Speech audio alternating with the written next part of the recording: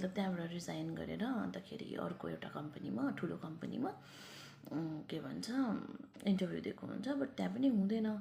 अन्त जब त्यो इन्टरभ्यू दिनु जान्छ मुरथल भन्ने जग्गामा चाहिँ त्यो कुनालको चाहिँ मुरथलमा रेस्टुरेन्ट होटेल हुन्छ है।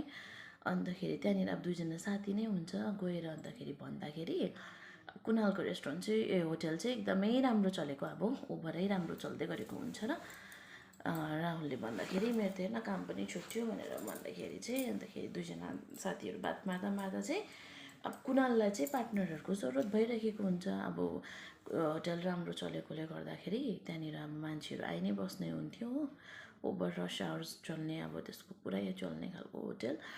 अन्त त्यो भएर चाहिँ त्यहाँपछि अन्तखेरि त्यसले लु नि त तँ अलिक पैसा हाल हो अन्त मेरै होटेलमा पार्टनरसिपमा गरौँ न त दुईजना मिलेर भनेर भन्दाखेरि चाहिँ राहुल पनि खुसी हुन्छ।